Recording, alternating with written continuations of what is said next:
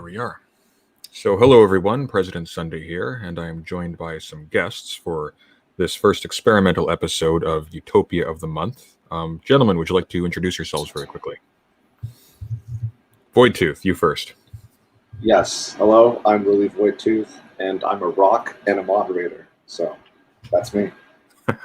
And Night Owl, if you would. Hi, I'm Night Owl, also known as Darius the Owlkin on the Discord server.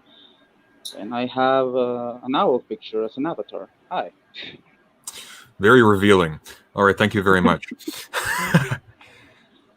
So, to get right down to it. So, in this series, the idea is we'll be discussing one utopian novel per month, which we will, of course, read. And I am including what are typically referred to as dystopias in there as well.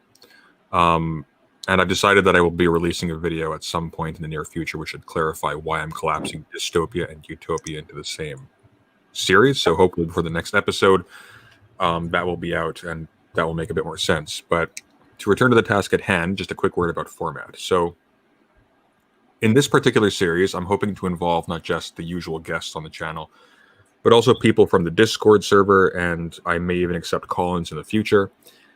Audience questions are very welcome, but should relate to the subject of the stream and not to the channel as a whole. So no asking me about when my next nationalism video is coming out. The answer is no. However, at the conclusion, we may have a few minutes for a general Q&A.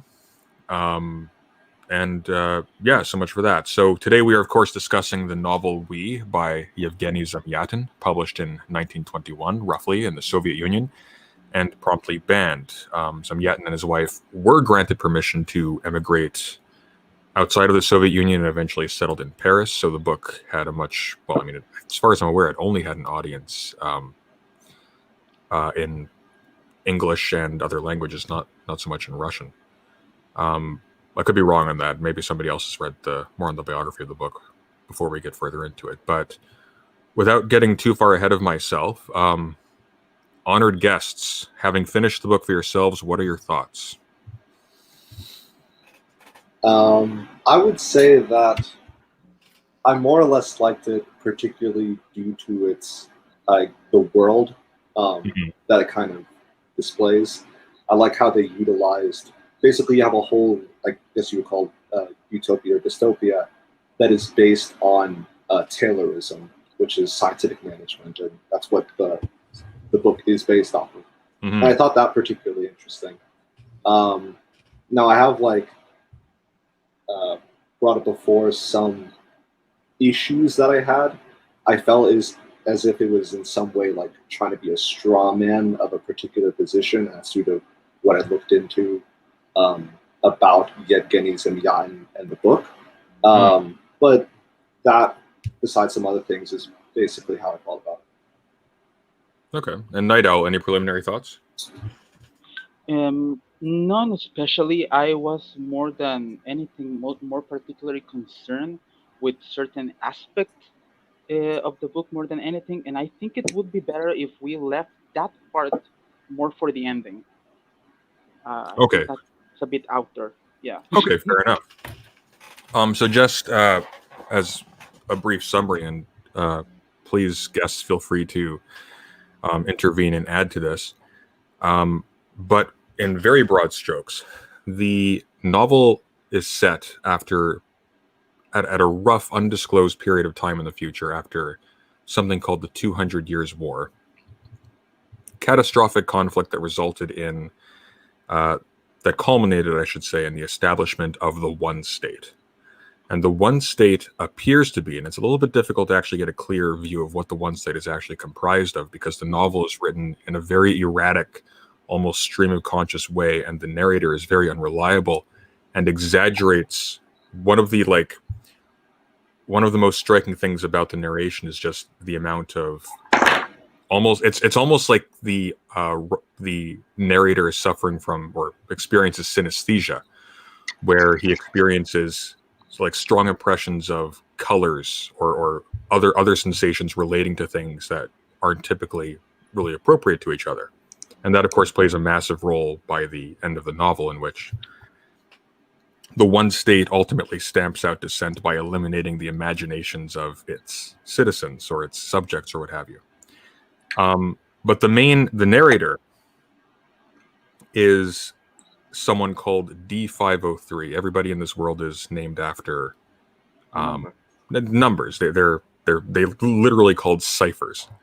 So like a short phrase. And D503 is an engineer. Now Zamyatin himself was also an engineer. From what little I've managed to have time to read on him, unfortunately, but he's a very special engineer. He is responsible for leading the construction of a spacefaring vessel called the Integral, or the Integral, depending on your pronunciation. And the idea is, having sort of conquered in its own area, more or less the entirety of human life, sort of from cradle to grave.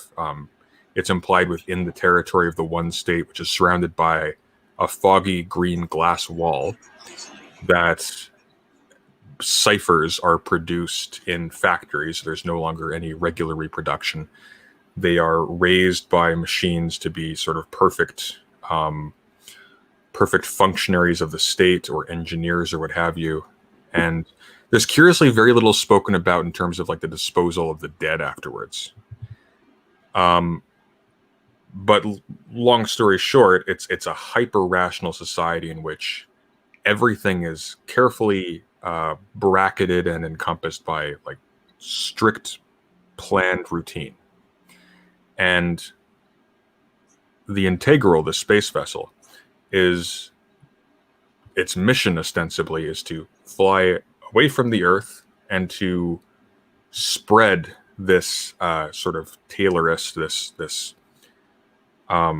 scientifically managed ethos of politics to other species on other planets for some reason. It's all is going according to plan until, as we will see in future episodes, or if you're familiar with 1984 and Brave New World, you will be already familiar with. All of this goes according to plan until suddenly an attractive woman comes in and spoils everything. which seems, it's kind of funny. So obviously this book had a tremendous amount of influence on 1984 by George Orwell, and Brave New World before that by Aldous Huxley. And George Orwell criticized Aldous Huxley's book on the grounds that it's sort of cribbed from Yevgeny Zamyatin's We. But really, I'm curious what you two think about this. I thought We was much closer to 1984, and I actually liked it a bit more than it was to Brave New World. Like the plots are almost identical in terms of their, like at a low resolution, the basic beats from start to finish, very, very similar. If I understand correctly, I actually haven't read Brave New World, but I would agree with you on that. I think a big part of this is basically, if I understand correctly, in Brave New World, it isn't exactly a revolution, right? Mm. And like that was a integral part of the novel. And if just with the lack of that, I mean, there was like this dynamic between a male protagonist and a and a female, lover, attractive person. Yes. But the male protagonist is not somebody from the society. While like we have this person who's obviously one of like, the best of the society. He's the chief engineer of the spaceship that's going to like expand one state. So I guess like just simply in those, like that's very drastically different compared to 1984, which follows a lot similar beats. Well, that's very good to point out. So one major difference between We and 1984 and Brave New World is that We is written as a document written in the first person by the lead character. He begins by writing this basically a kind of epic poetic explication of the ethos of the one state for spreading the gospel, if you will. And that's probably not entirely an accurate language considering the staunchly religious imagery of the novel later on to non-human species on other planets. And then one of the reasons why you have like this intense focus on sort of his experiences of color, things like that, it's strictly because it's all written in very stream of conscious form, leading up to the test flight of the Integral. Exactly as you say, like you read We from the perspective of somebody who is a partisan, a very willing and happy partisan of the one state. 1984 is written in the third person about a man who is undeniably miserable. And Brave New World, it's completely flipped. So in We, this perfectly happy functional engineer is intruded upon psychologically by this very attractive but vexing woman who it turns out later on is also a part of a resistance movement from outside the wall. Whereas in Brave New World, the same dynamic again, but the lead characters in Brave New World, I think they're called Bernard something and Helmholtz Watson, if I remember the names correctly. They retrieve a what they call a savage from this sort of this region not incorporated into the state, and they sort of bring him in for study, and he interacts with a woman from does anyone remember what the state is called in Brave New World? It's something to do with Ford, I think. Anyways, rather than like rather than a woman sort of turning the protagonist against the state through sex, bluntly, in Brave New World, it's the complete reverse, where the savage rejects the sexual advances of a woman from the state. Oh yeah, that's a big one too. Yeah. In 1984, by contrast, it's almost entirely like We, with the sole exception that the woman in 1984 is not already a part of a resistance movement, is simply has sort of a rebellious temperament. I mean, they even go to like an ancient house to meet in 1984, don't they? Or something along those lines, like an older style of building.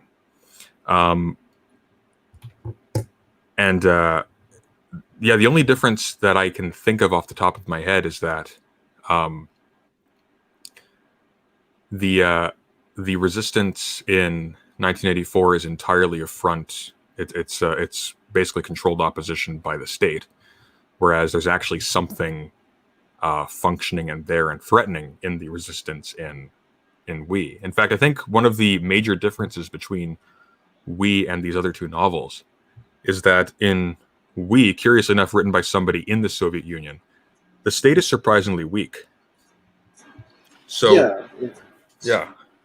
Actually, just one quick thing on that. Please. So you brought up like in 1984 that people, I remember this, that there is a lot of misery. You can see like why obviously the system, I guess, is bad.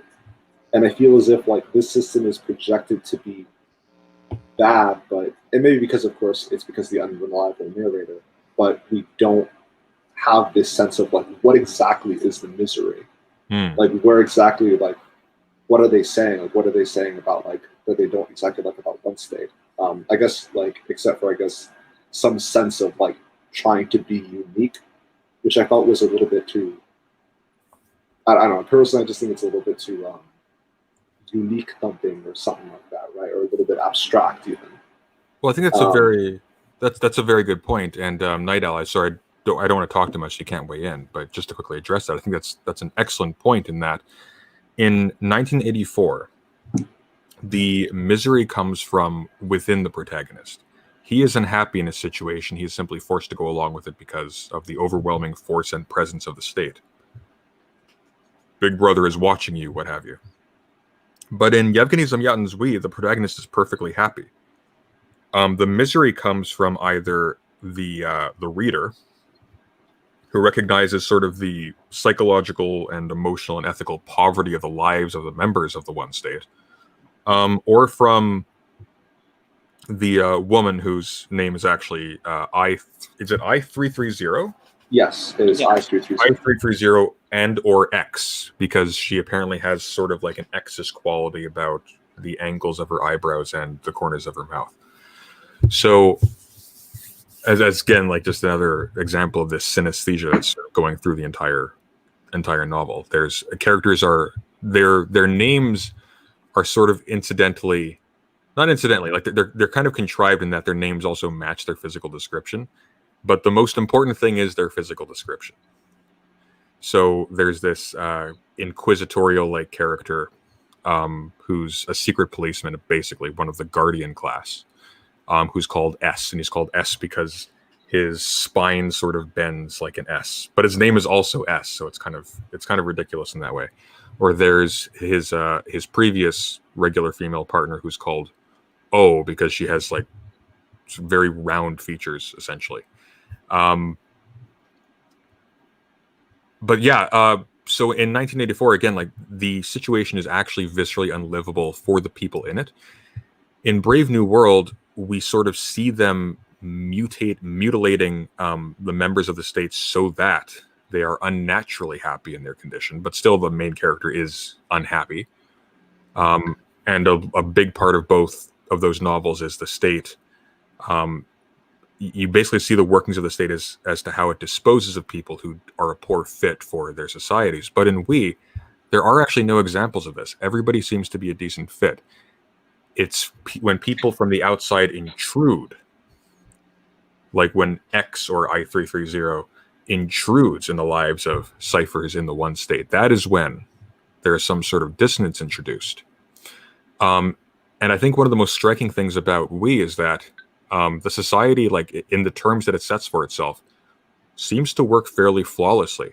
There isn't a particularly repressive state system to actually hold people to their stations. They do so absolutely willingly.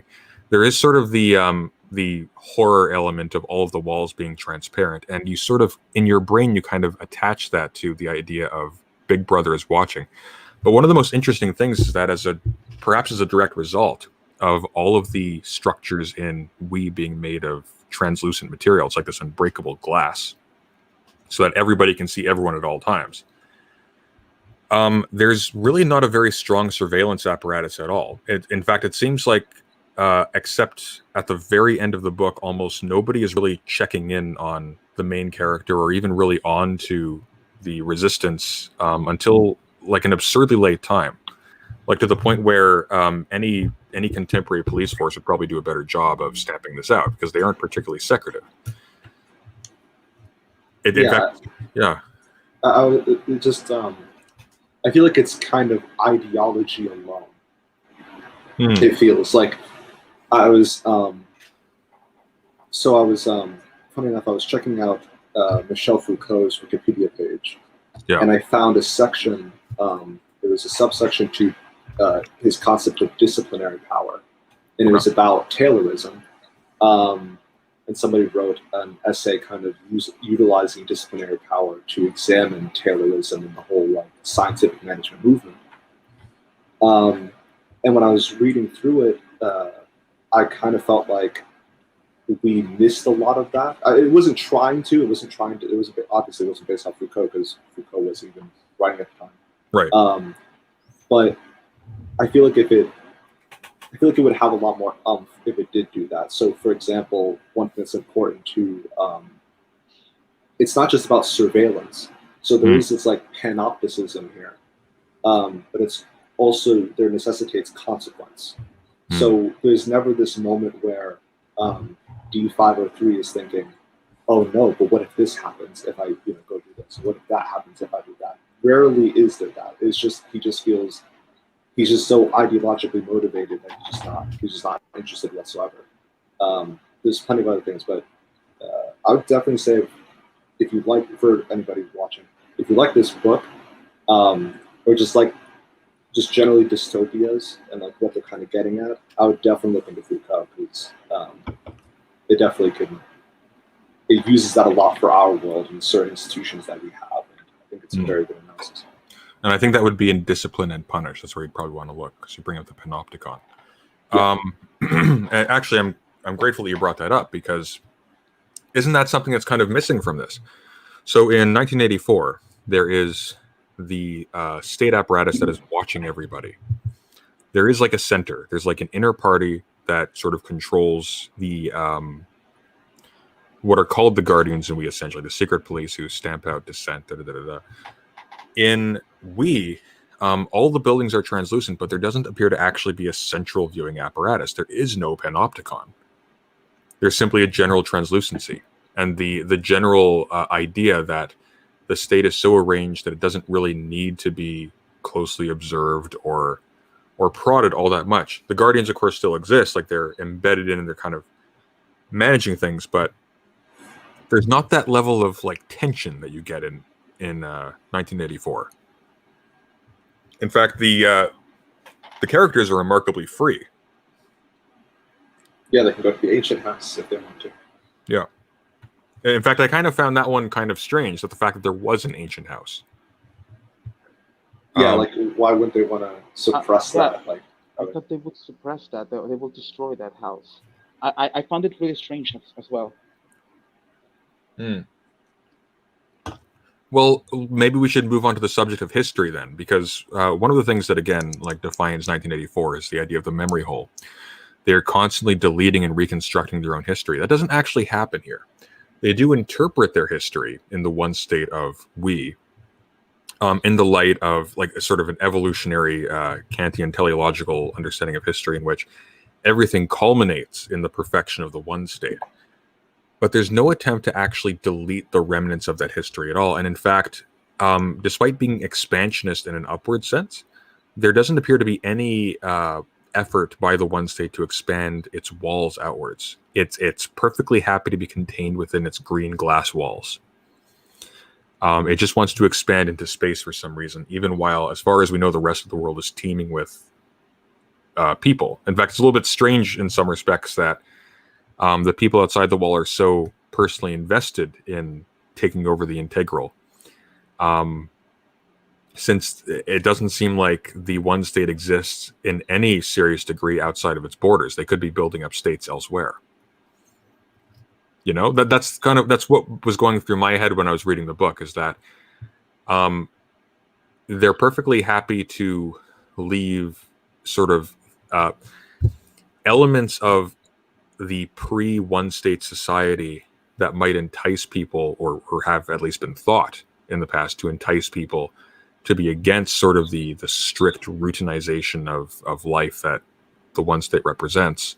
They're perfectly happy to leave things like that around. In fact, they have the ancient house in which D503 and I330 have their illicit meetings, which is this museum essentially. It's an old house filled with art and weird things, like a bunch of elements that are noxious to the ethos of the one state. They're perfectly happy to leave that there.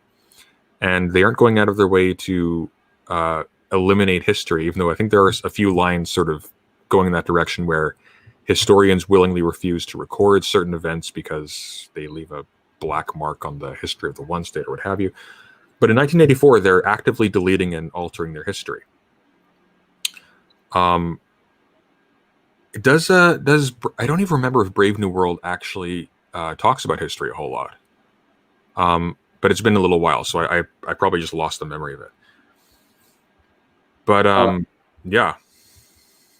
Yeah, I think that would be very useful, and I think they could have went a different route with it, because there is something very important to ideology in relation to looking back at history. Because I mean, even we have this, right? We generally have this sense that like things are always getting better and better and better. So we're always looking at some sort of bad time, even if it wasn't that bad. We're going to think that, oh, well, we're just getting better. We're not like that time. We don't want to be like those people. And I think they could have done that here, but maybe in a sense it wouldn't.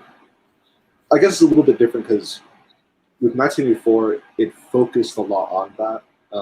And it always for a novel, you have to focus on certain things. You can't go on everything. But I think if they did go into a little bit more and think about, it's not just that they don't have records or that they block out records, but also the way that they see things in general heavily affects how they see history would be very interesting. Mm-hmm. Night Owl, did you want to weigh in on that at all, or? I'll think I'll pass for now, and I would like to take the opportunity to tell you I have kind of a problem right now. Um, Remember I was charging my phone. Yes. It turns out that when we started the chat, Yeah. despite the phone being charging, it's actually losing charge as we speak right now. Oh, good It's God. on 13% right now. So I think this is consuming more energy than what it's gaining from the plug. So if I mysteriously disappear from the stream, well, you got your answer. Okay, good to know. Yeah, and I think But yeah, please. and a little thing, if I happen to disappear from the stream, could you bring up the point I made in Discord? Oh, absolutely. In So, fact, would yeah. you like to bring that in now? Oh, great. Yeah, That let's would do be that. So let me bring it up quickly because it was fairly long. so. I think I can read it from here if you wish. Yeah, Uh, if you'd like to, by all means. yeah.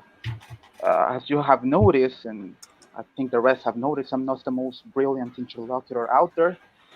So bear with me.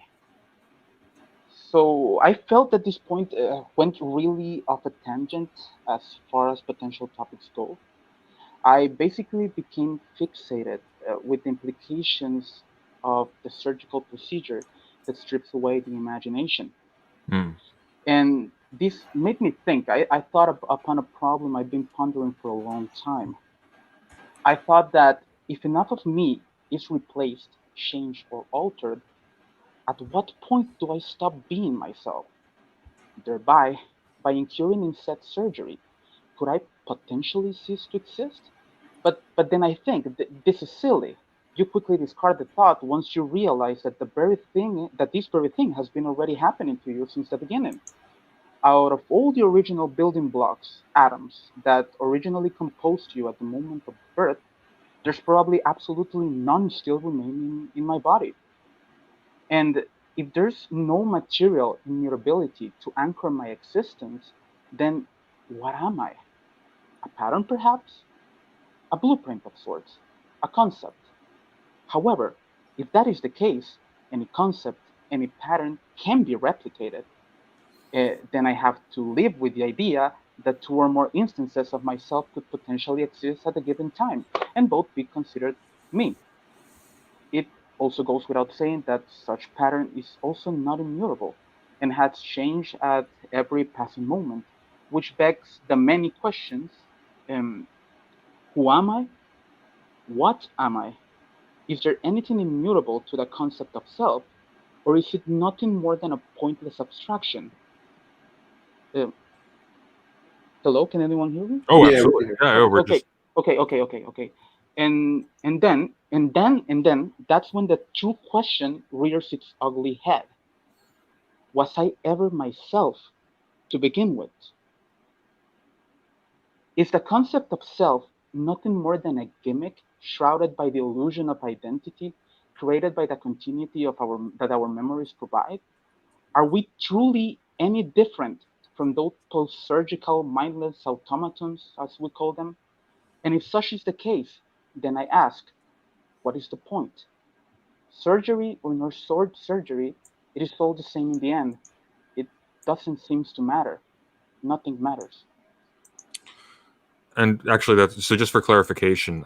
So in we, there's a it asserts itself near the end, but there's a subplot going on in which there is a surgery being developed to remove the imagination from ciphers, from the citizens of the one state.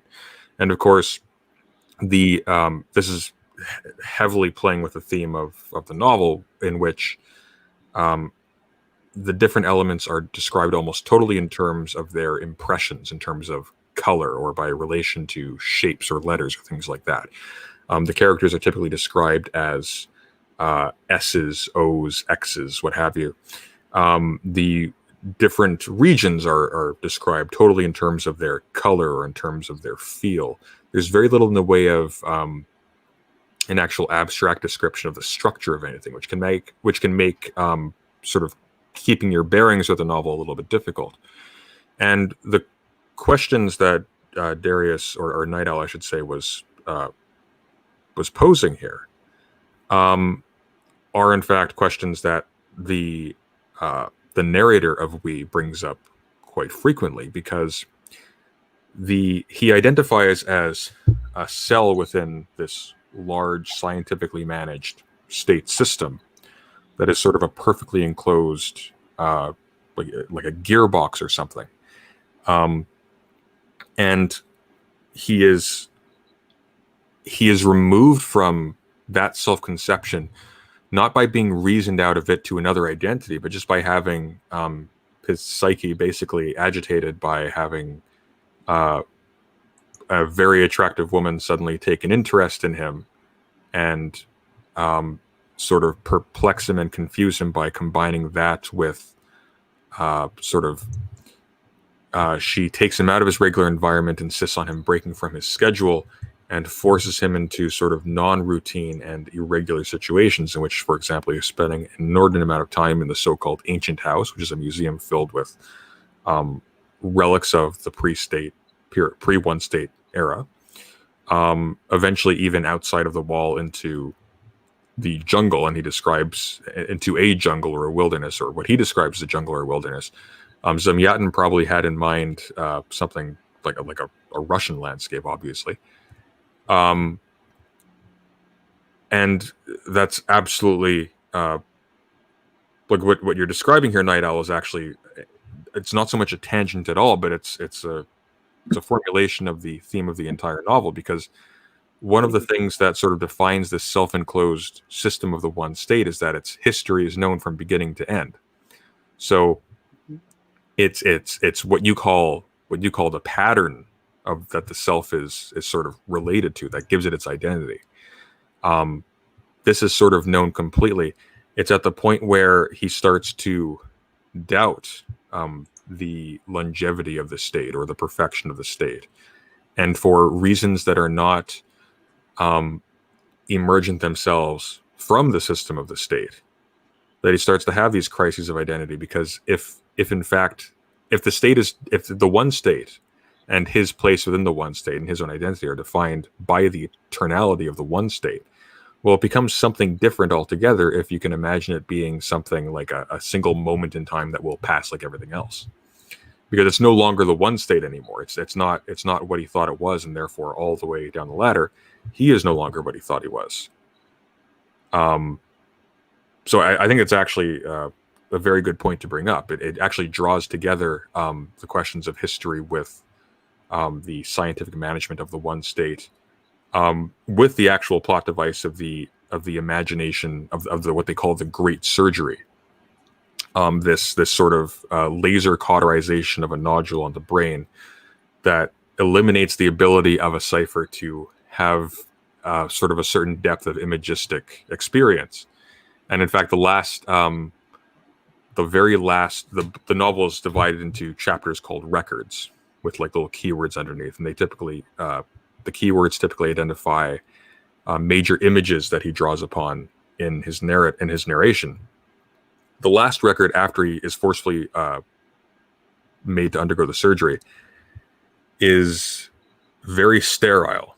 So early on, he will describe D503 as like X, because she has a very X-ish quality about her face. He will describe her smile as having a sting. There will be like a lot of color associations with the environment in which they are.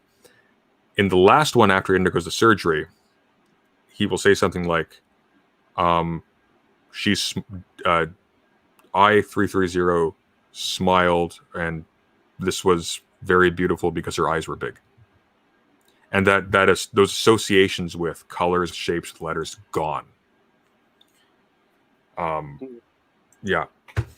And that's when his identity is actually reaffirmed from the beginning, because he's happy again all of a sudden. And it's interesting how the capacity to make those linkages is at the end, like as far as Zamyatin seems to be implying by the book, like the sole thing that you can use that as double entendre, the sole thing that causes descent to the One State. It's not an imperfection in the state itself, it's a strange tendency to have emotional attachments to things that more or less just distract from the one state. It really is the Taylorism ultimately is the only tool in play. And I suppose that's one way in which it connects very heavily to Brave New World. And that Brave New World is again, like it's primarily a management system, not a surveillance system.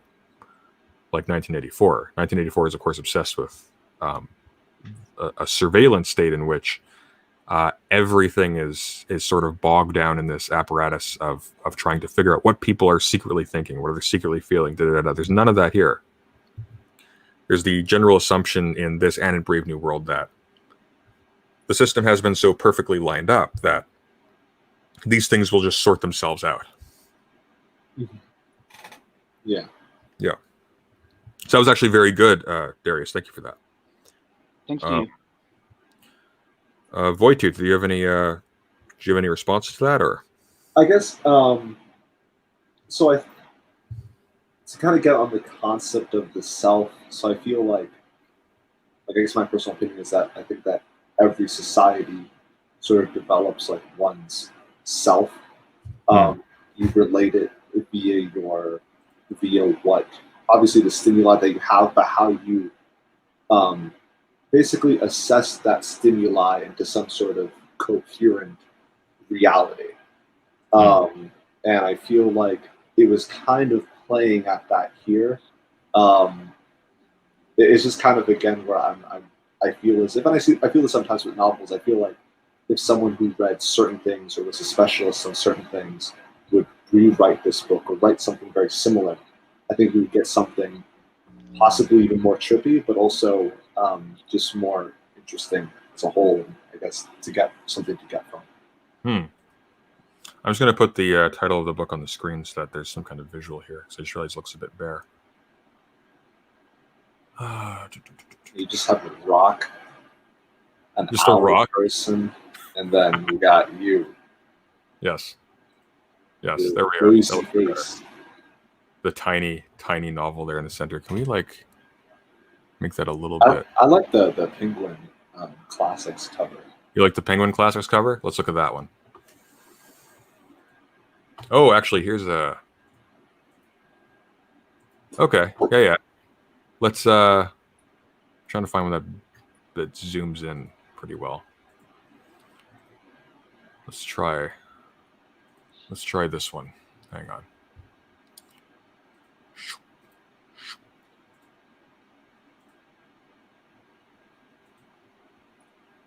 There we are. Yeah. It's a little bit small. That's fine.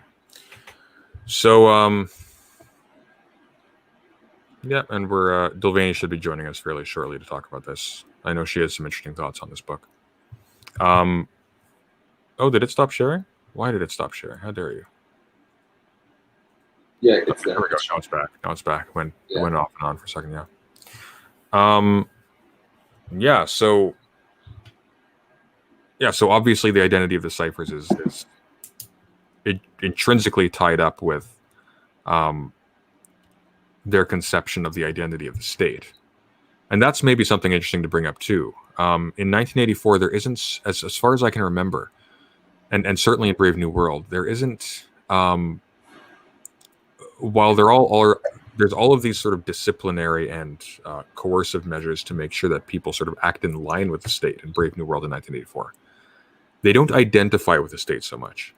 They're sort of waved at, like there's the what is it called, the 10 minutes hate or something like that. Yeah. Like they get involved in these sort of orgiastic psychological practices to keep them in line.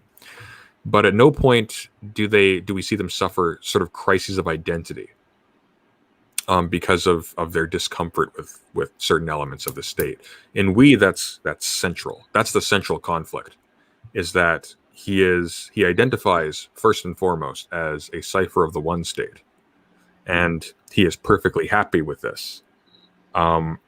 There's just something else that he wants too that is sort of interjected from outside.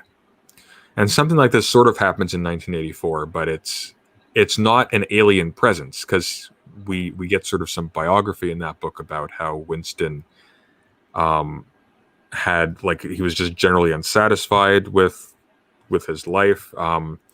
We are there's a whole ton of like so obviously the people in Brave New World and we are very promiscuous. There's sort of a rationalization of sexual relationships, so there's no longer really spontaneity.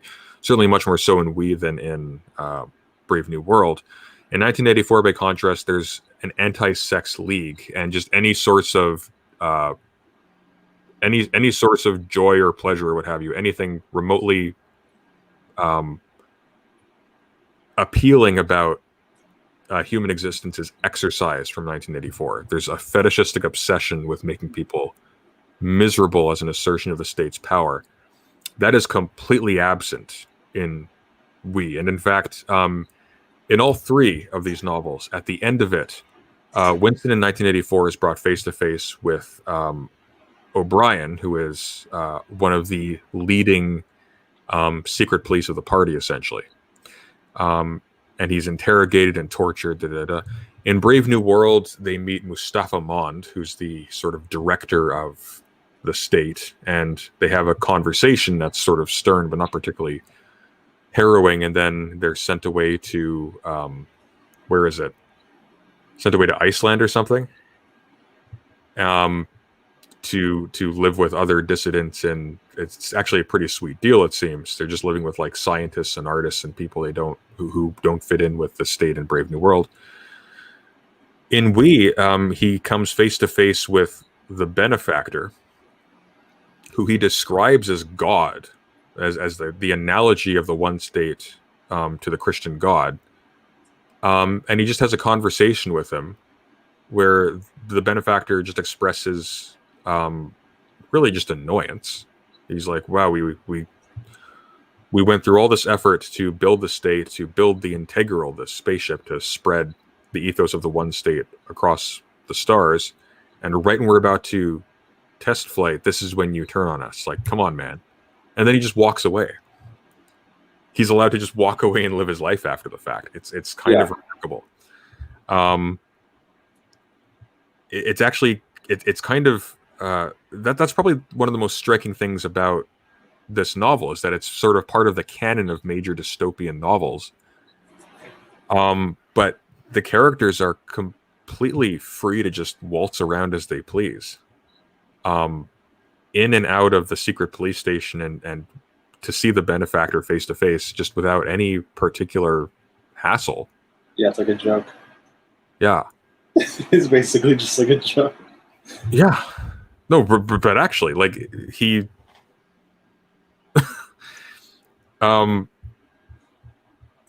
it's actually kind of amazing that, like, especially coming from where it did, like, you couldn't imagine just having a conversation with Stalin as an identified dissident in the Soviet Union, and just go back home to your life afterwards and just kind of just go through your day like nothing ever happened. Now, you'd probably be dead or in a cell or something.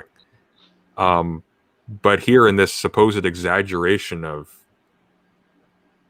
a state operating along lines very similar to the worst caricatures of the Soviet Union, this guy is able to just, he went to go see the benefactor, who called him up on the phone, just, yeah, come see me. Okay. They have a conversation, and then he gets upset and he leaves. Yeah. And actually, about the whole benefactor being God, this kind of goes a bit into my, I guess, feeling of this kind of being a straw man, because to my understanding, it seems to be that Yevgeny Zamyatin was kind of pushing this to kind of go against, militant atheists, or, people that worship science or something like that, right? And it seems like it's kind of like what you hear today with some conservatives who would say that, okay, well, atheists have a different God. They have the state. And it's like that, the novel. It feels in like some cases. Actually, not in like a lot of cases, I'd say. Well, especially when they talk about Christianity and like how, the anti-Christian stuff and stuff like that. Yeah. And I see Dilvani is attempting to enter the stream. Welcome, Dilvani. Hello. Hello. What is that in the? It's my. Oh, my Pepe? That's a That's Pepe. Pepe in the background. Oh my. that's broken. Looks like I'm Can on can screen. you hear us, Stilvani? Why can't I hear anyone? I'll take that as a no. There we are. Hello. Hello. Hello. Hello there. Hi. My headphones, they weren't quite connecting right, but now they're okay. I see you're dressed for the occasion. Nice, How's it going? nice sunglasses. I love the background. What?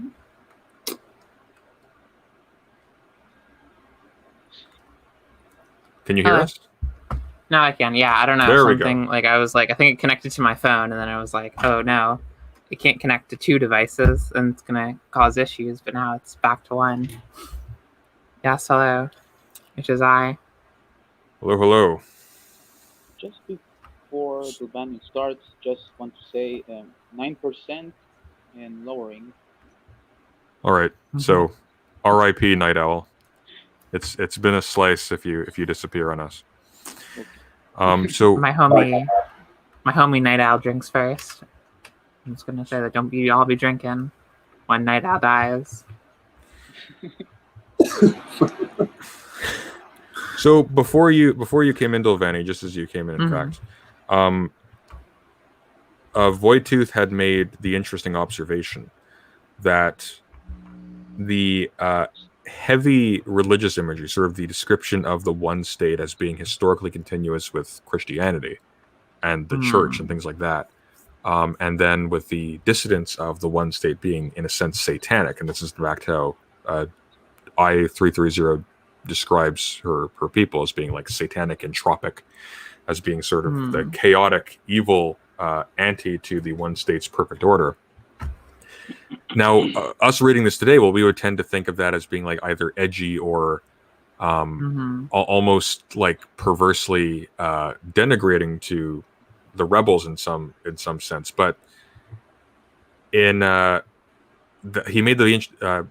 made the interesting point that the atheistic Soviet Union would be very offended at being described in terms of church, religion, God, things like that. Yeah. And so there's sort of a straw man being, or a caricature being built of sort of Soviet ideology in that.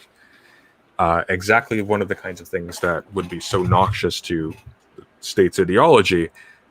These are what Zamyatin finds as the most appropriate terms to describe the state with, or the one state, which is, I mean, it's a little bit tricky to actually draw one-to-one comparisons with the Soviet Union, with Zamyatin's we, but yeah, I thought that was a really interesting observation. Thank you for that, Voidtooth. That is a really, yeah, that sounds like I don't really have much to comment on that because I don't think that's my particular area. I was listening earlier when you guys were discussing Foucault, and I thought there's definitely a lot more that could be explored on that topic. I don't know if it cut out when you guys were listening, but no, I thought that was very interesting. I didn't think about it exactly in those terms about like how it relates to like the Panopticon, but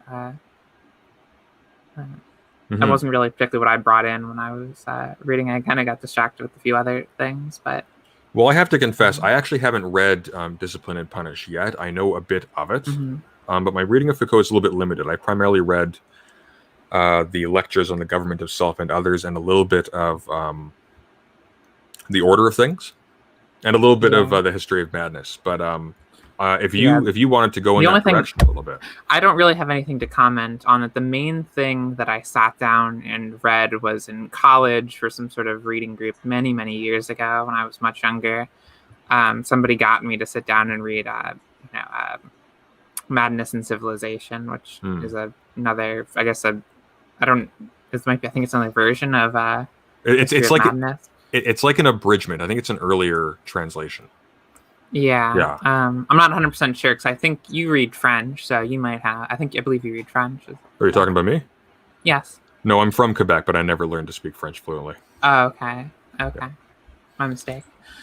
No, but I don't have much to say on it. But I'm generally always been very curious by Foucault, but I haven't particularly, yeah. I just thought that was very. I was just commenting on that. But what did you think of the novel, Dolvani? oh, I loved it. I mean, first of all, like the main character is like a mathematician, and like that's kind of base because I'm also a mathematician, so. And like they catch him like breaking the rules and like, oh, we need to punish them, but then like, oh no, he's above the law because he's a mathematician. Remember where they get him in the hospital and they're like, oh, we need to operate him. He's like ready to turn himself in, let him go. So what I'm thinking is that this is great because mathematicians run society. Everything is mathematical. Yeah. So actually, in that sense, I kind of like it as more of like a utopia where mathematicians finally get their chance to rule over us. Yes. Well, on that subject, Zamyatin himself was an engineer. In fact, I was curious because he brought up a lot of interesting. So the dissident group outside of the one state is sort of named MEPHI, right? MEPHI. That refers, I believe, to the Moscow Engineering. I didn't know that Institute. actually. Yeah, there are a bunch of references. There was quite a lot of references. On the I was going to say in the translation that I read through, for some reason, it kept on labeling the square root of -1 as irrational. But I was going to say, isn't it considered imaginary? But there's a lot of weird things like that. I don't think it translated properly, but. Well, same with mine actually. Some of them. Now I don't know if that's related to. I don't know if that's actually the terms in which Zamyatin wrote it. Mm-hmm. I wonder. I think there's probably different terminology in Russian. Often languages have their own local mathematical lingo. Yeah, I think also it might be worth pointing out that the translator of mine, I'm using the Modern Library edition, and Natasha Randall, the translator. Her studies are in Russian literature and language at the University of Edinburgh. She's not a mathematician or an engineer. Sure. So yeah. There was another issue that came up. So that I found with the mathematics of it is that you know the scene where I-330 invites our character in and they're playing the music and such. Now, when they describe the music of today, they use like McLaurin and Taylor series. But there's two different Taylors that are being referenced. The Taylor in that, if Taylor and McLaurin are usually a mathematical, as opposed to the Taylorism, would usually refer to, I guess, this guy who invented kind of an industrial way of organizing, which the society is based on. But there's an actual mathematical way of like looking at functions called a Taylor series that comes up in calculus. So I think there was a bit of confusion. There's a lot of like weird issues where it wasn't very clear the mathematics invoked, but sort of tangential to that. One thing that really struck me about the novel is that so 1984, of course, is written by a journalist and a writer, of course. Yeah. Brave New World is written by a science writer. But who wrote on things like very, very florid output, of course, like The Doors of Perception, things like that. We is written by an engineer, and it is much more, I think, it's a much more rich book in literary terms than the other two. I would definitely agree. One thing that was definitely going through my mind earlier when you guys were discussing 1984 was this kind of idea that in 1984 the state is already omnipresent. Like they think they're getting around it, and they kind of like know that the state is probably watching them, but in the end, like actually the state is watching them. Yeah. But I think what I really enjoyed about this text was about like how obvious that this kind of idea of like mathematical certainty kind of just easily breaks down. You have the character and he's like frustrated because he's like discovering hidden variables that he can't empirically observe but must. There's always some sort of force that's outside of his empirical grasp to really encompass into his models. He definitely struggles with that in a few parts when he's working through his calculations, and it's kind of about like they are skirting the rules, they are breaking the rules, and you think of the state as like this thing which is just so determinate. Like, you break the rules and they know you already did it, and like they're just fucking with you, and they know everything. But in this society, like, it's not like that, because in reality it's almost like a critique, like, no, the government can't be omnipresent, we can't know all things, it's all impossible, it's all this kind of belief and illusion, kind of almost like what we were talking earlier with the Panopticon. That's where it might come into it. So it kind of almost merges this idea of like there's this uncertainty about nature in a very mathematical sense. Like, we can't encompass everything into our models. We can't create perfect utilitarianism. And then on the other hand, it's kind of like bringing in some of these like ideas of like observing people, having them under discipline. It preserves that, because people are reinforced with these ideas that, oh, mathematics is perfect, society is always watching you. But in reality, society isn't always watching you. Mathematics isn't perfect. So. Well, actually, it's interesting that you bring that up, because sort of return to the Panopticon point. In 1984, of course, they have opaque walls. It's sort of like it's a degraded urban desert, is how the state is described.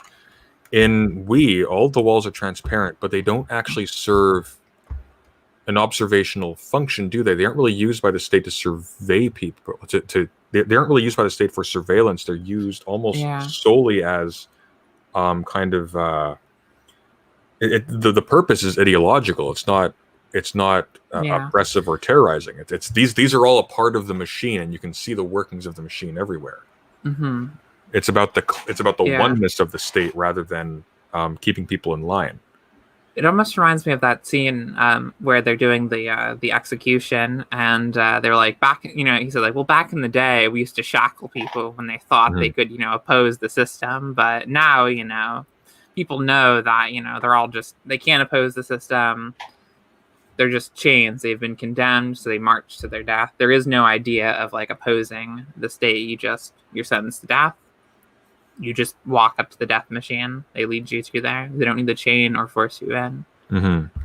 I thought that scene was very interesting, and that's kind of what you're talking about. Like, we're all part of this machine. Everyone kind of ideologically buys into this kind of idea that just go along with that.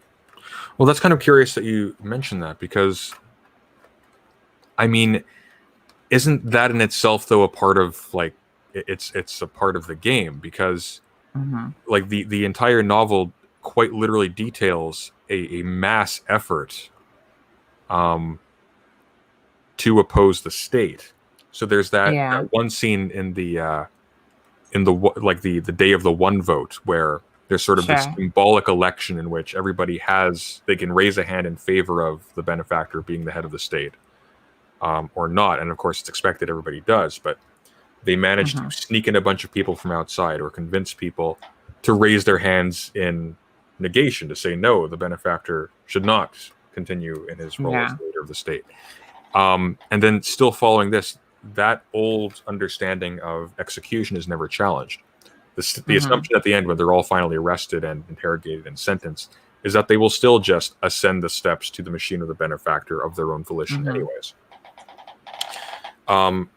In a weird way, like, I'm almost starting to think of 1984 as a kind of, like, if you carve out, of course, the historical details of how the state comes about in 1984, it's almost a sequel to this. And that's like the logical progression of where that one ends up when the ideology of the state fundamentally fails and all there is the oppressive force. That actually would make sense why they call it one state. Because, like, in 1984, there's three factions, and then if one like takes over, it'll be the one state. Well, I don't mean literally as like. I was just playing around with it. I think that there's that's kind of curious that you bring that up, because it almost feels paradoxical then somehow that like people resist, but they take people, I'm willing to resist the authority of the benefactor, but in the end it's not doubted that it's like, well, I resisted, so I must walk and take my punishment.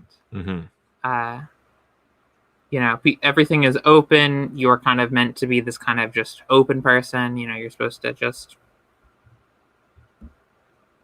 be a working cog, a machine visible to everyone, but then nobody's really kind of watching you. Yeah, it's actually. I don't really know how to solve. Yeah, I don't really know how to resolve that. That's because.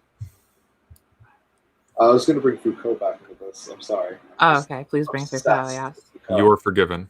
I recently read The History of Sexuality, Volume 1, and one thing that Foucault talks about is this idea of confession, and how, particularly, I guess you could say, in Christian society, we've developed this idea of course, confessing your sins. And it gets to the point where basically all of what we do is confession. And in terms of sexuality, one thing he was getting at is that, the problem is that people see it that sexuality is not talked about, where in actuality sex is always talked about, and everyone's always open about it. And his whole that was more or less what the introduction was getting into was, why do we do that? Why are we so open about it? And it's getting into, of course, a part of this is control, because then there's nothing to hide. It's basically making everyone naked. It's interesting that you bring that up, because I mean, in a sense, when the stream of consciousness of the narrator, he really is running from person to person, and it's a series of confessions. Whenever he sees I-330, there's the obvious that takes place, and then of course there's always this drive to explain some experience in detail, and then when he sees S, the secret policeman, essentially the guardian, or when he's sort of walking around sort of tormented by the dissident activities he's been sort of emotionally coerced almost into engaging in, there's that constant desire just to confess to someone, to the guardian S, who he describes like a guardian angel, who ends up at the end of it, funnily enough, being in on the rebellion, or to I-330, of course, or to the Bureau. Is it the Bureau of Investigation? Is that what it's called? I think it is. Yeah. But yeah, so in a strange way,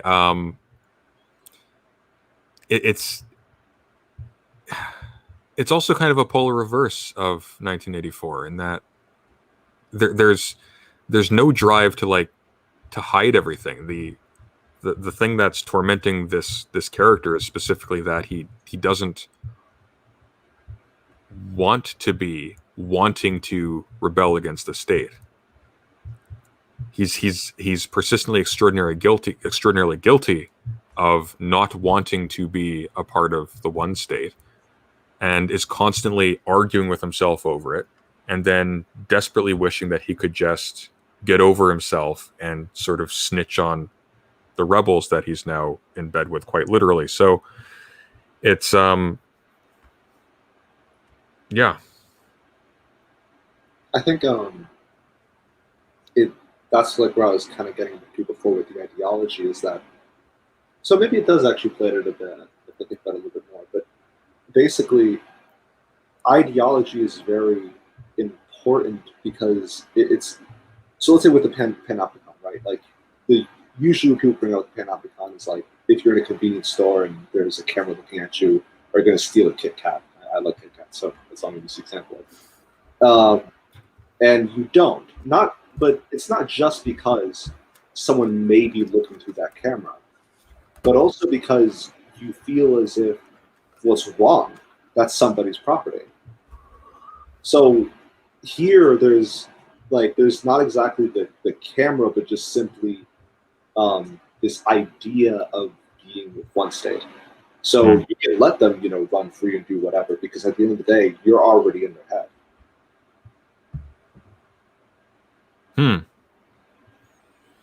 Yeah. Yeah, I mean, in a sense, I think about the use of other dystopian novels. So 1984 is I mean, there are ways in which you can relate it to present day, but it's sort of a horror story about the future. Brave New World is, to a lesser extent, a horror story about the future. Like, of course, if anyone had the choice, they'd choose Brave New World over 1984 to live in. But Zamyatin's book, it's not really. It's a critique almost of things that happen, or it relates to things that happen today. Like it's like, in a sense, I guess it has to be situated in the future, in the sense that the one state doesn't exist now, obviously.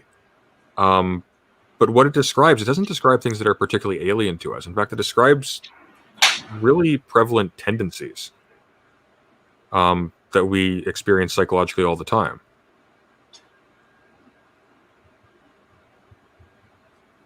No? Nobody picking up on that? All right. Dilvani, if we just want to turn the page a little bit, you had an interesting observation you were telling me about earlier with respect to your reading of Dostoevsky. Oh, yes. Notes from the Underground.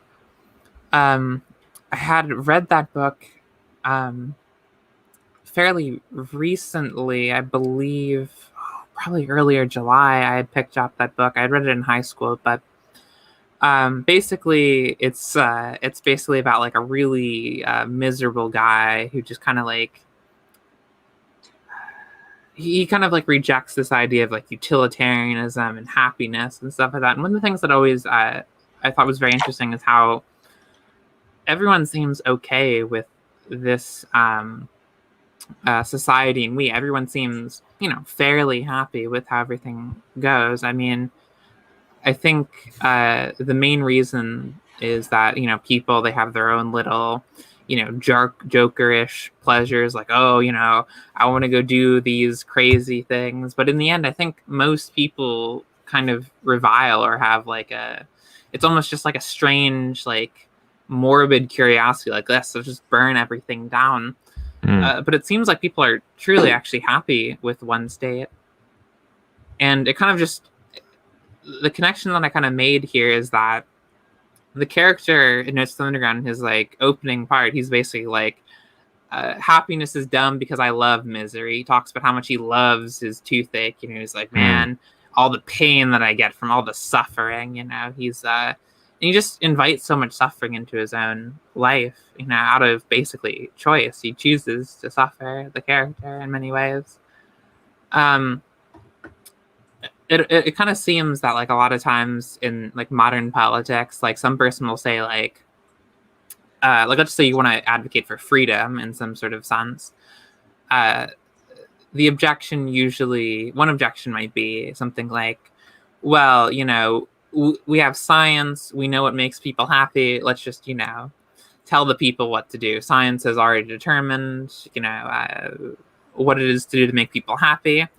And at that point, if you want to advocate for any type of freedom, you're basically saying, I love misery, I love primitivism, I love poverty, I love destruction, I hate science. It seems to be one of the, like, I tend to be much more, I know you don't consider yourself a libertarian, but I come from a much more libertarian background. And that's something that's always haunted me as a political kind of question. That's something I was kind of very acute when I was reading through the text. Because it seems that people are totally okay with this this very authoritarian society. They've accepted it and they're happy. So, well, it's interesting you bring that up, just to again bring Brave New World into this, because when the savage is like, when they're trying to sell the savage, they just call him the savage in the novel, on the state, on life in the state, and they try to like entice him sexually, like all the little freedoms and the drugs he has access to, things like that. His reaction is no, I want I think it's let me see if I can pull it up actually. Yeah, just for I haven't read Brave New World actually. Such a crime. Here it is. So sorry, yeah. So I can look myself. So he says he's confront. Sorry, this is when he's confronting Mustafa Mond, the head of the state in Brave New World. He says, no, I want God, I want poetry, I want real danger, I want freedom, I want goodness, I want sin. And then Mustafa Ahmad replies, in fact, you're claiming the right to be unhappy. And then he replies, all right then, the savage said defiantly, I'm claiming the right to be unhappy. It's interesting. That's actually right on point. I hadn't. Yeah, that's. I've heard of that scene. Somebody had described it to me. That jogged my memory. I wasn't 100% sure, but once you mentioned the savage and those words, that jogged my memory. Like it's a court scene, right? Is that what you're talking about? I guess in a sense it is. So basically, what happens is, the two main characters besides the savage, Bernard and Helmholtz Watson, get into an altercation when the savage's mother, who has been on sort of the state drugs until the age of 50, where their lungs fail immediately, like clockwork, after taking over their whole lives. Like they're happy, but they die young. He goes into a rage and starts fighting with the orderlies. They join in, and eventually they're all arrested and taken to talk to Mustafa Ahmad directly. And I guess this is what functions as a court in this world, because it's obviously a kind of corporate autocracy. But I that's fascinating that you bring that up, because I haven't read a lot of Dostoevsky. I read about halfway through the Brothers Karamazov, but now that you mention it, this reads a lot like a Dostoevsky novel.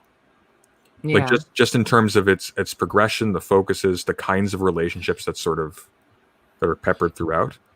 It felt almost like a negation of what the Notes of the Underground was. That's kind of how I almost saw it in some respects. I started picking it up, just kind of obsession with oneness and happiness, where he had something like Dostoevsky in his Notes of the Underground. It was very isolated. It's very miserable. He kind of has long philosophical diatribes about how much he loves misery, how there is no common good, almost Nietzschean in some sense. And a total reversal from 1984, where the state is specifically banking on people hating misery and then filling their lives with things that they hate to break them down. Yeah. I'm pretty sure Zamyatin was heavily inspired by Dostoevsky. Yeah, I mean, he's a really famous Russian author. Yeah, that would be very surprising if you didn't read Dostoevsky, being a Russian writer. Yeah. Would he be Dostoevsky wrote till 1881, and Zamyatin. I'm trying to figure out if they were contemporaries. So Yevgeny Zamyatin. I don't think so. Well, maybe. He was born in 1884, and maybe on the tail end, but died. No. He was born after Dostoevsky died, but okay. No, there absolutely would have been a very strong influence there, and of course there were common influences between them. Yeah, of course. Yeah. For my edification, in Notes from the Underground, what does the Underground refer to? It's basically kind of like his hole that he's kind of retreated to. Like it's kind of a literal, like physical. He's like gone underground. He's like retreated into this. Oh, so it quite literally is a negation. It's the total. Yeah, he's like he literally lives on. He's literally so antisocial that he's just literally like lives in a hole in the ground. I think like sewer system or something. Opposite we, in which everybody is in these fully transparent like skyscrapers. Yeah, he like hides literally under. He's like a very like shady. That's interesting. Kind of withdrawn. Yeah. Yeah, sorry, I just got off from work, so I'm a bit tired. And also, I didn't read Notes from the Underground too closely, so I might have not even picking up. I just kind of like, it was like beach reading, basically. I happened to be on the beach, so I just flipped. I kind of just flipped through, this old book that I like, because I happened to have it on. No, I'm really glad you brought that up. Yeah. That's actually a really fascinating connection. Yeah. Voidtooth, do you have anything else you wanted to bring up? Not anything particular. I guess if anything, hopefully this is fine. I don't seem weird for this, but how about sex? We were joking about that a bit. How about that? Jalma was like, when you mentioned sex and you were asking for questions, and Jalma was like, Oh, Sunday. What he said, something about you being a pervert or something like that. It's the one thing relating to that I mentioned out of a list of like 12 things. But yeah, it's actually it's important to bring up because of course like the narrator is only turned against the one state or tempted to turn against the one state by sex. Like it's specifically reason versus as unreasonable as you can possibly get. He's never actually argued into a position where he starts disagreeing with the one state. He's just he's almost psychologically forced into it because he's addicted to this sexual relationship with this one person. Mm-hmm.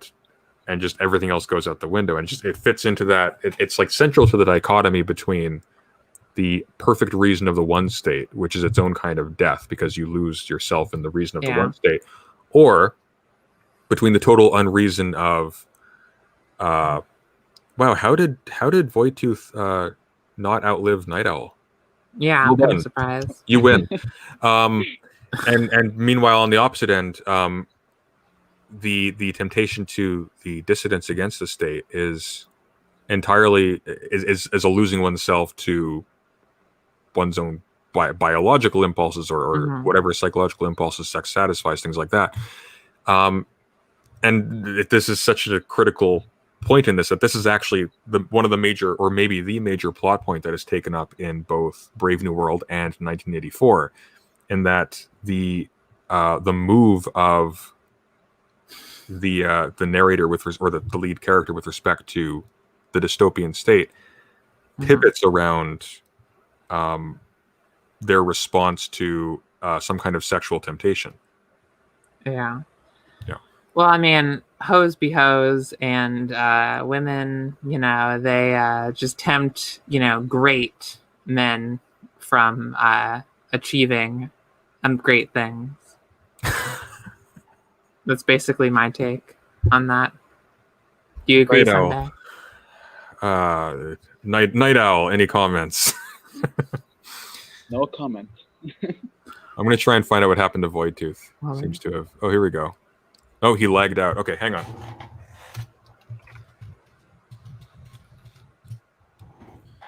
Because he posed the question, so I would hate to go on without him. That or he just fled in terror, which is perfectly plausible at this juncture.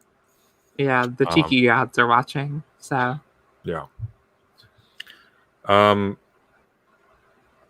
Okay, but on maybe we'll We'll wrap up on this subject.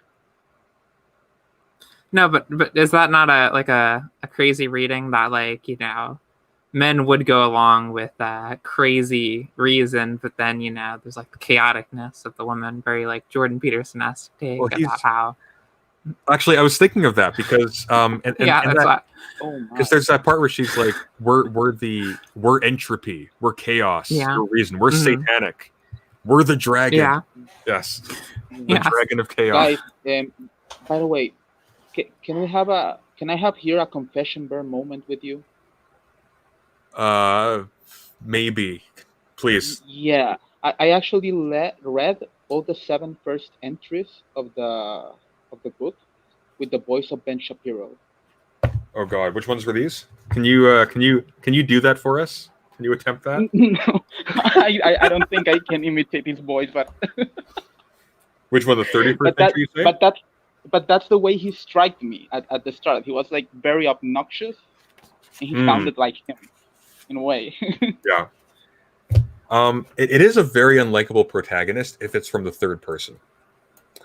From the first person, you can kind of get on board with him a little bit at points. Like there are times when you get him, mostly when he's lost it. Versus Brave New World, whose protagonist is just absolutely, you just hate him. Or 1984. Wow, you're living it up, Dilvani. What is this? Oh yeah, I just this is my home. I just had to turn off my green screen for a second. So. Oh, and Voidtooth is back among the living. Congrats, Voidtooth. Voidtooth. Hello. You confessed your crimes to the Bureau of Investigation. Yes. Oh, wait. Were you asking me that, or if I? Oh, well, I guess I already did, didn't I? I confessed before you even happened. You should keep that one, Dilvani. That's Yeah, I know. That's why I was like, I was kind of bored with my my wine glass holding Pepe, but I'm gonna go for Diogenes. yeah. So, Big Wojciech, chungus. were you able to follow along with the conversation so far, or? Sadly not. I didn't do the part about sex, which is the most important part. Yes. Okay. Well, I'll re-give my take about hoes being hoes and tempting big, strong men from their ability to think clearly and objectively. Well, Zamyatin more or less, like he puts it that way, pretty bluntly, doesn't he? Like he flat out says that at various points. Yeah, I pretty felt much. that as well. That's his take. Yeah. I think another, again, I don't, because a large problem here is that it feels like it's supposed to be a dystopia. So it's supposed to be seen negatively. And one part was the whole bit about like how you set up an appointment and like you can have sex with whoever, and like you just have to go through like the bureaucracy, and you need like the pink ticket and stuff like that, right?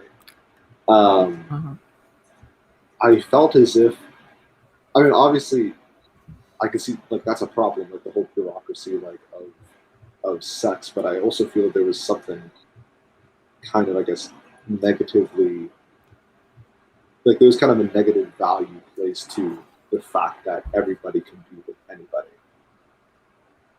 I think that's probably a reading that somebody could impose on it extraneously. I don't think he was really one thing to keep in mind here is that this is the novel that really kicked off dystopia as a genre. There wasn't really an existing genre of dystopian novels prior to this. And I think partially like the obsessively negative aspects that sort of progressively accrue in dystopian fiction after Yevgeny Zamyatin's. Of course, Brave New World is not particularly noxious as they go. Like it probably offends your morals on some level, or your sense of meaning, or what have you. Like there's a sterility to it, but it's not. It doesn't seem like the kind of visceral hell that 1984 is. Things get worse and worse, and they start to. What gets emphasized is sort of the brutality of the state versus sort of the state of being within such a state, personally or socially, which is what we is largely focused on.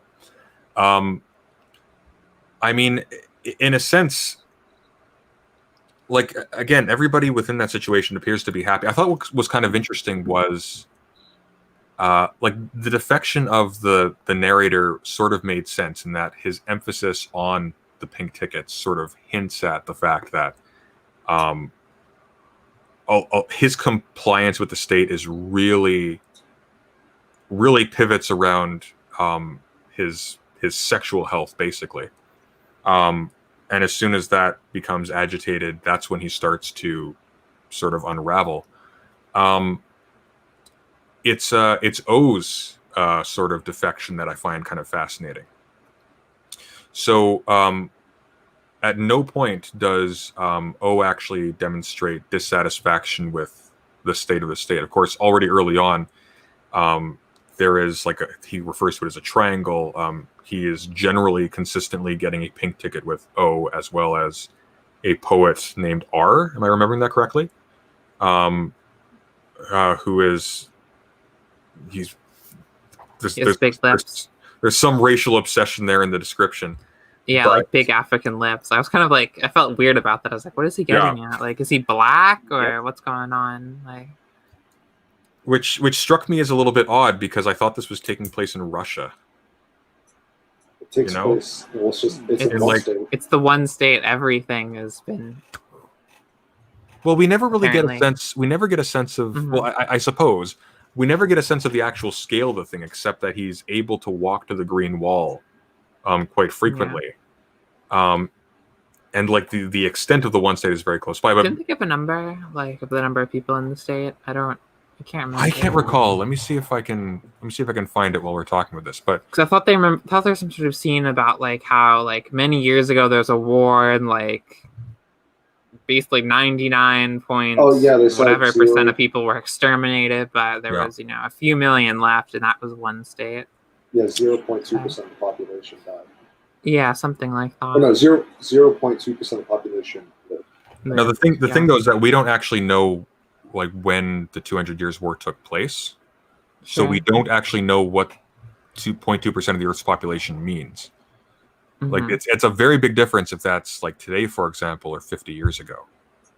I'm not 100% sure. I'd have to go look that scene up. Yeah, but as I was going to say, like, obviously, like they're demonstrating some aberrational sexual activities or tendencies from what the state has planned, because of course they're becoming sort of solely exclusive, anyways. But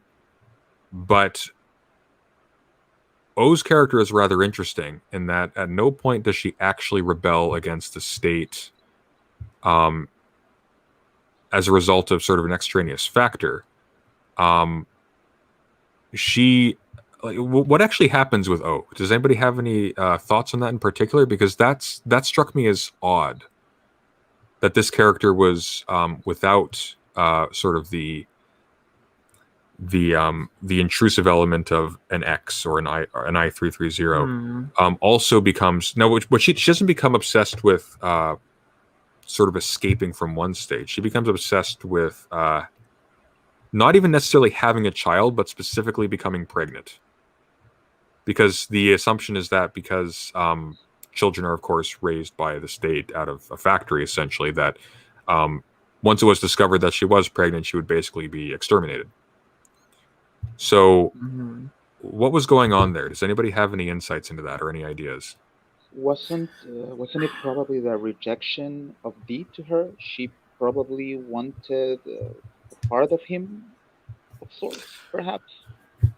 I thought of that, but at the same time, it's like, at the same time, not really, because she's not actually denied access to him at any point in the story. She is weirdly sensitive to visual cues that he is interested in this other woman, but that is, of course, built into the nature of their relationship. They are registered to different people, because in the one state, everybody has a right to the bodies of every other person in the state. And she is registered to D503 frequently, but it is also directly implied that she is registered to other people as well. And so is he. So it's odd that this is suddenly an issue. What's interesting isn't so much that she becomes attached to D503, because that's a human thing. What's interesting is that why now? Like, why is this all of a sudden a problem? I don't know if there's like anything. I'm not 100% sure. I'm going to be honest. I didn't pay much attention to that character. I didn't. She kind of almost felt like furniture. I don't mean to say that in like a bad way, but it just felt like she was like some like backdrop, like it's the feature of the room almost. And that's kind of how like you treated her. It's like she's crying.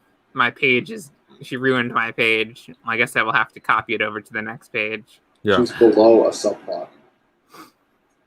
Well, that's kind of interesting in and of itself, right? Because she's treated as like in the beginning of the novel, like the primary love interest.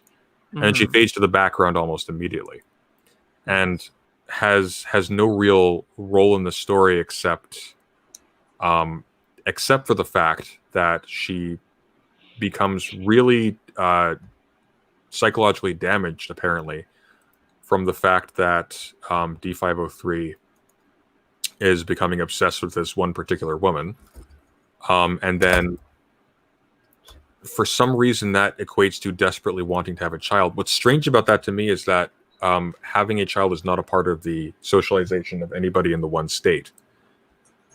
So it's a strange turn, because like I can understand her acting erratically as a result of sort of the odd behaviors of D503, which makes sense. But unlike D503, she was never intoxicated with any of these like old world ideas about sort of not adhering to a set schedule, about having a certain kind of disorderly sort of organic life trajectory, things like that.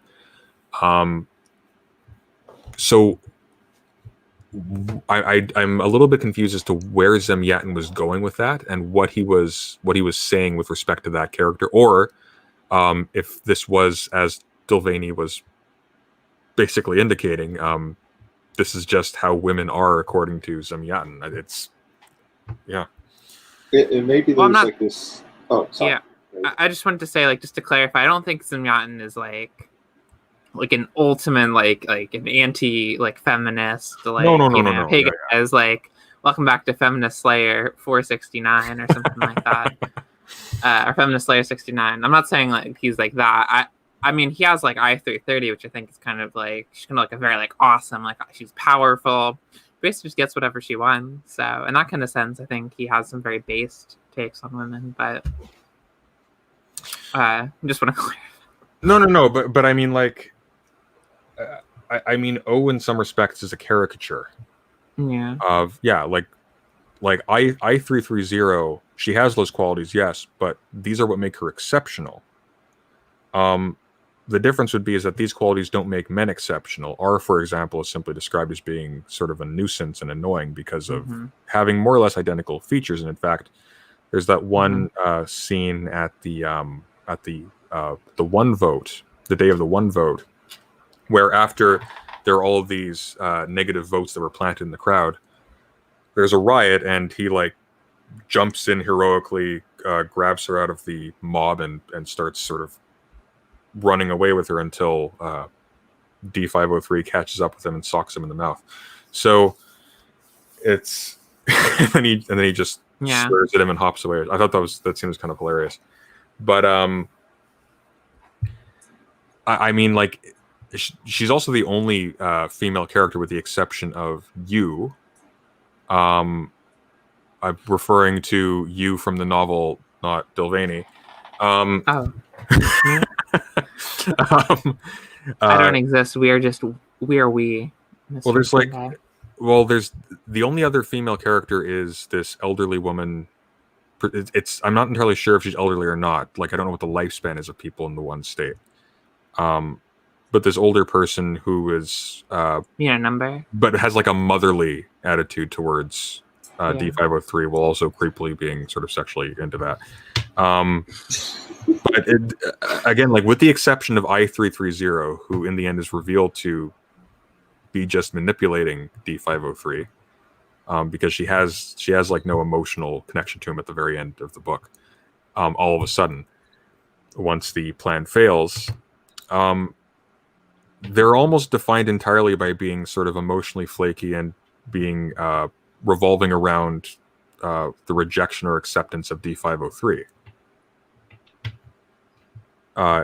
in some respect. So I mean, there may it's quite possibly is just a strong chauvinism in some residual respect on Zamyatin's part. I don't think he's like a massive sexist or anything per se, but there's definitely a general assumption that this is just how women are in any circumstance, because that's ultimately how he fix them.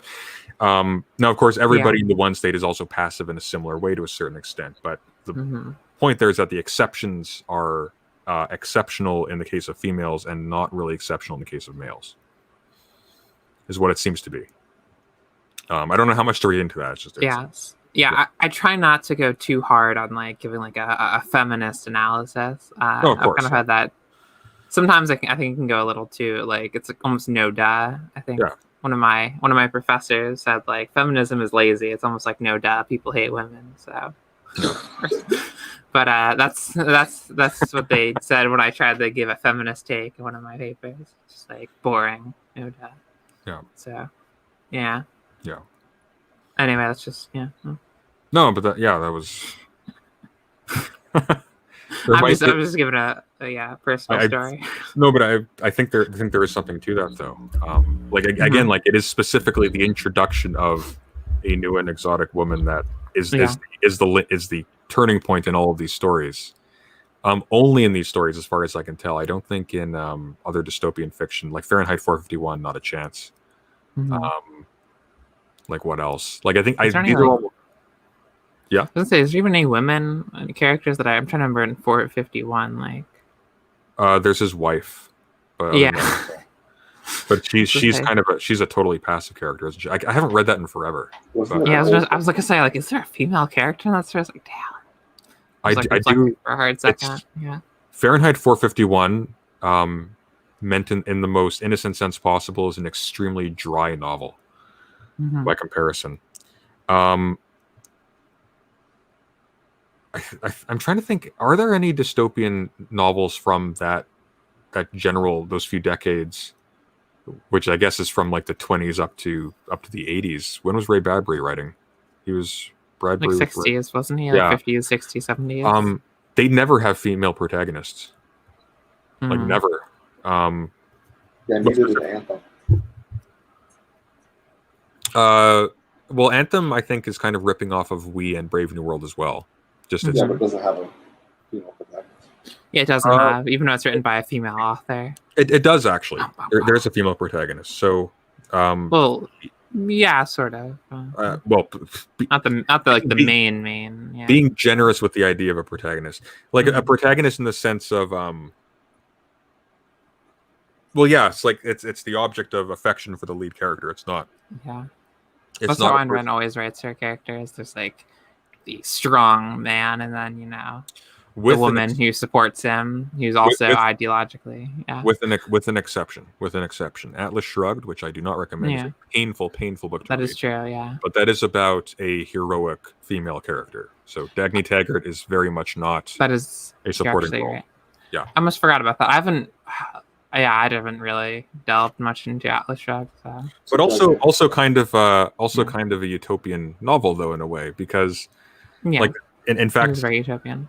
Yeah, well, even using the word Atlantis, right? Like it's obviously a reference to sort of Plato's laws and like that whole that older sense of projecting a non-existent political order sort of out into the future in the past or what have you. Galt's Gulch is referred to as Atlantis at various stages. They refer to Atlanteans in the later chapters of We. I can't remember exactly where. Oh.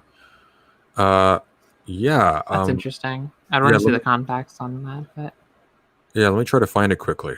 I'll actually just. By the way, this is my trick for doing papers. Control F. References. No, I don't. I've got a hard copy of this book, but just go into Google Books and just type in the phrase that you remember, and you'll find the page. Okay. I do all of my research that way. Here we go. Books. I thought you had like a PDF. I was like, I need to find the PDF. I do also because I put that onto the Discord. But yeah, I was like, shoot, where is that? Yeah. Here we go. Okay, so I've got it open. Oh, it's the same edition. Perfect. So it's here we are. Right. Okay. So this is in record 28. Okay, I'm just going to quote from it quickly. So, okay, if your world looks like the world of our distant ancestors, then imagine for yourself that one day you stumble upon a sixth or seventh part of the world, some sort of Atlantis in the ocean, and there you find far-fetched labyrinth cities, people swooping through the air without the help of wings or arrows, and rocks you can lift up with a mere glance. Basically the sorts of things that wouldn't even enter your head, even if you were suffering from the dream sickness. Well, that's how it was for me yesterday. Because you must understand, not one of us has ever, since the end of the 200-year war, been behind the wall, but I already told you that. So that's kind of curious. So Atlantis for him is specifically outside of the Utopia, or outside of the one state. So that's kind of an interesting juxtaposition compared to how it's normally used. Well, I suppose it's kind of a difference between like the one state is very like regimented. It's very definite. There's they kind of look for definite answers. The idea that happiness will be solved, we will be one. It's moving towards something, but like Atlantis, it almost seems in the way that he's portraying it as just literally fantastical. There's always something, no matter what you dream up in your mind, no matter whatever idea could pop into your mind that's so fantastical, so illogical. Yeah, there's going to be something that plus more. It's kind of like the whole scene where he's like, infinity. Well, what about you can't. There's just an infinite. There is no final piece. There's always something a little more. On that subject, Yevgeny, because you are a mathematician, as you have. Oh God.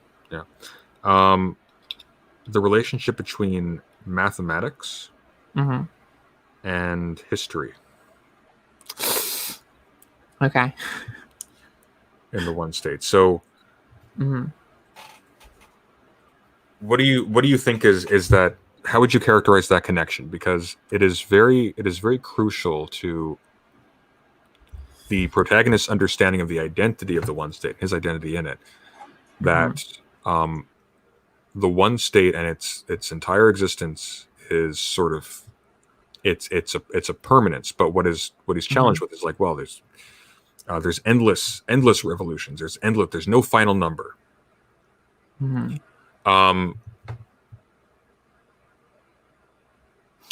Okay, I see what you're. I think so. You're kind of like talking about like. I mean, I kind of more read that less as like a mathematical commentary, more just kind of commentary on like history is there is no like there's no kind of this idea of like linear progress in history. It's more of he kind of more takes like in his like theory of history takes more of like no shit's just there is no like final progress. We're not heading towards anywhere. You think you have some sort of grand. And I said earlier that what troubled me was this idea that they were happy. But it seems that I think his more point is no matter how happy and how perfect society can get, you can just like destroy it. There is no definite guaranteed progress. That's not how history flows. But I didn't really necessarily think about it as a mathematical commentary, more as just kind of like a light allegory more for his view of history. But no, of course, yeah. But I mean, like. Yeah. How does he actually phrase it? Let me pull this up. Because he was like, "There's no final." No, I think that was is that what he? There's no final number. I'm kind of thinking of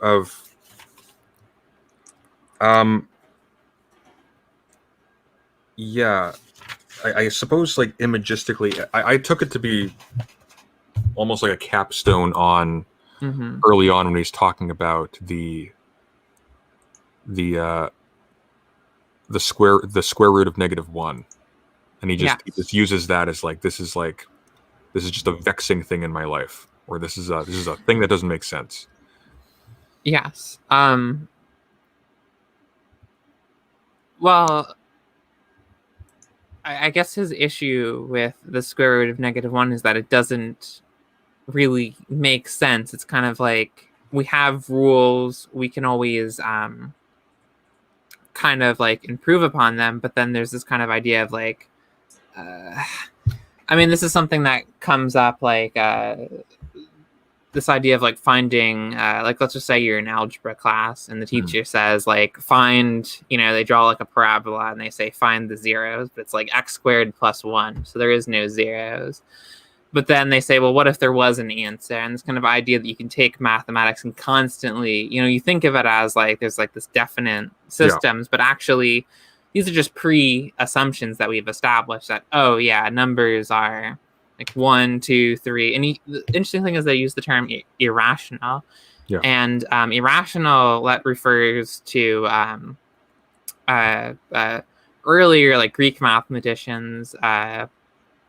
I did actually talk about this in a video. I should know the history better of mathematics. The Pythagoreans, yes. The Pythagoreans originally thought like, oh, numbers like 1, 2, 3, and then you have like the ratios like 1/2, 1/3, 5/7, stuff like that. But then they proved, well, actually, you can have more. You can have so much more, and it's necessitated by the fact that you have like a triangle of equal sides, and then the length has to be like, I'm trying to do arm triangles, but assuming that this is like the hypotenuse of this triangle, this arm would have to be an irrational value, and it's not a ratio. And you're always constantly building up, you're always starting from axioms, assumptions, and you're building up systems, and you're kind of proving how and I guess the story of the irrational numbers is that no, there isn't these perfect ratios. There isn't these there's constantly new things that can be built upon mathematical systems. There's always new discoveries, always things that are popping out that need explanation, and they need creative solutions. There's not a guaranteed way that you're going to solve it. There's not not always a unique a logical solution. I think there's choices that you have to make when constructing these systems. I guess that's the best way to put it. No, it's well put. Yeah. Yeah, and that is in fact what ultimately what the one state is. It's a formula. Mm-hmm.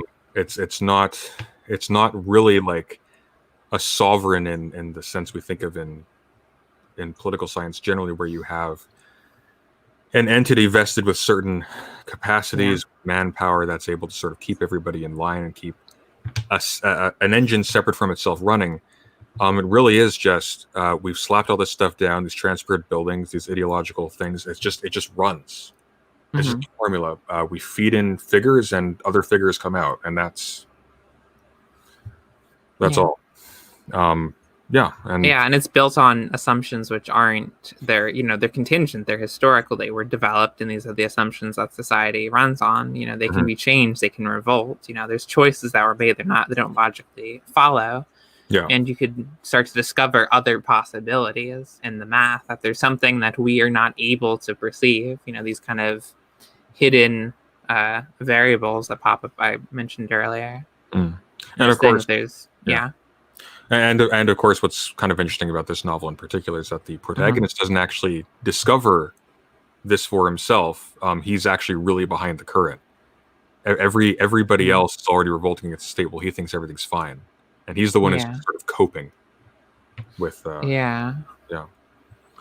That's one interesting way to possibly read this book. Is that he's almost kind of living a delusion where he himself is maybe like coping with the fact that society is falling apart, and he has constructed in his mind. That's just something that popped into my head right now. Well, yeah. Everyone around him is so dissatisfied, but he has kind of staked it on. Because I said earlier that one thing that troubled me is assuming that everyone was happy, but maybe, that's just the delusions in his mind. And actually everyone's miserable, and society is like constantly on the edge of falling apart. And that's how he is able to get away with all this crazy shit, because the people who are at charge are like, everything is falling apart. We don't have time to actually go after, some crazy mathematician that's breaking all of our roles, because we got to keep society from literally falling apart. Well, he thinks everything is orderly, everything is organized, everything is fine, but it's all in his head. So maybe this is an interesting way to frame the whole integral subplot, where he's like building this ship to conquer other worlds. Like, they haven't really conquered their own world. There's a glass wall separating them from outside. Yeah. They're really enclosed. Like, is this almost like a last-ditch attempt to like give up on the one state and take it elsewhere? Like we can only, like, they need to have that momentum. And in fact, maybe one of the things that separates him from other people in the story is that he actually is like an engineer on this massive, like he's referred to as a conquistador by the benefactor afterwards. Like he has a surrogate in a way for sort of like the social, the sexual, the poetic, the all these different kinds of dissatisfactions that other people clearly have. Everybody else falls apart before he does. He just sort of he's the one who's just tempted directly with like the particular sexual enticement of not being part of the one state, strictly because I-330 wants access to the integral. I mean, yeah, it like you tend to think of it. He frames the integral as being like a manifestation of the one state's power and greatness, but maybe it's the total inverse. Maybe the entire integral project is itself the one state sort of getting in the lifeboats. Yeah, trying to leave. I mean, it almost seems like the one state is these kind of abstractions. They are kind of ideas about how people should live. There's choices, and the assumption is, well, maybe we can take it somewhere else, and maybe another form of life is more suited to the kind of choices, ideas, because humans clearly aren't. Humans are people who desire misery and suffering, not happiness. It's a good line to wrap up on. Does anybody have anything they want to bring up before we close off? I see we're hitting about 2 hours in, and I don't know about you, but I'm exhausted. Anybody else? Yeah, I had to do some stuff. Yeah. So we can wrap it up. If anybody has any like final observations or comments they want to make? None at the time. No. Voidtooth, you? Not exactly. I guess I feel with this conversation. I'm sorry to do that. With this conversation, I feel as if it's definitely opened the book a lot more to find something interesting. Yeah. And of course, like he describes, I think I-330 describes the sort of perfectly formulated citizens of the one state as rocks. So of course we have our representative here. Indeed.